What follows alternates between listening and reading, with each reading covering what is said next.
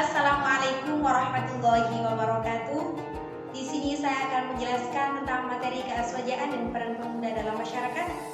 Sebelumnya perkenalkan, nama saya Nurfaidah Azizah, perwakilan dari pimpinan anak cabang Ibnu IPPNU Kecamatan Purwosari. Dan saat ini saya menjabat sebagai ketua IPPNU Kecamatan Purwosari. Ya, untuk yang pertama yakni aswaja.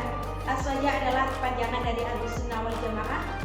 Aswaja adalah golongan yang senantiasa mengikuti sunnah Nabi Muhammad SAW dan para sahabatnya di dalam hal akidah, amaliyah fisik, akhlak batin, atau tasawuf. Sesuai dengan sabda Nabi Muhammad SAW, kelak umatnya akan terpecah belah menjadi 73 golongan dan yang terselamatkan dari kesesatan adalah golongan Ahlussunnah wal Jamaah. Selanjutnya tentang prinsip-prinsip aswaja. Yang pertama, tawasud atau garis tengah. Dengan sikap tawasud ini kita diajarkan bahwa menjadi manusia itu harus adil, tidak memilih dari salah satu pihak. Untuk yang kedua, tasamuh atau toleransi. Di sini kita diajarkan bahwasanya kita harus bertoleransi dengan beberapa perbedaan yang terjadi di lingkungan kita. Dan untuk yang ketiga yakni sikap tawazun atau seimbang. Seimbang dalam artian berhikmat, menyelaraskan hikmah kepada Allah Subhanahu wa Ta'ala. Dan yang terakhir, amar ma'ruf nahi munkar ialah kita harus memiliki sifat untuk mendorong perbuatan baik dan mencegah kebajikan. Dan yang kedua yakni Nahdlatul Ulama. Nahdlatul Ulama lahir pada tanggal 16 Rajab 1344 Hijriah atau bertepatan dengan 31 Januari 1926 Masehi. Pendiri Nahdlatul Ulama ialah Kiai Haji Hasyim Asy'ari dan Kiai Haji Abdul Wahab Hasbullah. Beberapa tradisi amaliyah para Nahdlatul Ulama. Yang pertama, membaca qunut saat melaksanakan sholat subuh, dan yang kedua, mengangkat tangan sejajar dengan telinga waktu takbiratul ihram. Yang ketiga, memperingati hari lahir Nabi Muhammad SAW dengan istilah mauludan. Dan selanjutnya yakni membaca sholawat, dan yang selanjutnya membaca tahlil, dan yang terakhir ziarah kubur, dan ada banyak yang lainnya. Dan untuk selanjutnya yakni salah satu badan otonom yang ada di naungan Nahdlatul Ulama, organisasi kepemudaan adalah IPNU dan IPPNU. Untuk IPNU tersendiri lahir pada tanggal 24 Februari 1954 di Semarang. Dan IPNU ini mempunyai lambang lingkaran. Lambang lingkaran ini berarti kontinuitas, dan dengan warna dasar hijau tua berarti subur, warna kuning melingkar berarti hikmah dan cita-cita yang tinggi, warna putih yang mengapit warna kuning berarti suci, 9 bintang melambangkan keluarga besar Nahdlatul Ulama, yakni bintang besar 1 melambangkan Nabi Muhammad, dan 4 bintang di sebelah kanan melambangkan Khulafaur Rasyidin, sedangkan bintang 4 di sebelah kiri melambangkan 4 madhab. Untuk kata itu dicantumkan di bagian atas yang menunjukkan nama organisasi. 3 titik di antaranya mewakili slogan belajar, berjuang, dan bertakwa. Untuk selanjutnya yakni 6 strip pengapit huruf IPNU berarti iman, 2 kitab di bawah bintang berarti Al-Quran dan Hadis, 2 bulu angsa bersilang di bawah kitab berarti sintesa antara ilmu umum dan ilmu agama.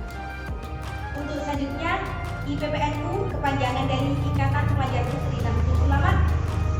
Ikatan Pelajar Putri Nahdlatul Ulama berdiri pada tanggal 2 Maret 1955 di Solo.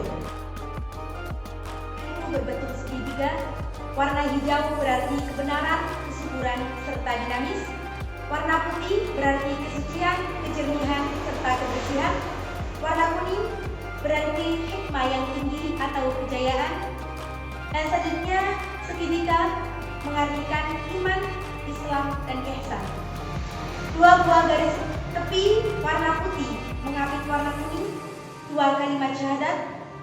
Dan yang selanjutnya 9 bintang berarti keluarga Nahdlatul Ulama, yang diartikan 1 bintang di atas berarti Nabi Muhammad SAW. 4 bintang sebelah kanan melambangkan 4 Khulafaur Rasyidin, dan yang 4 bintang di sebelah kiri melambangkan sebagai 4 madhab.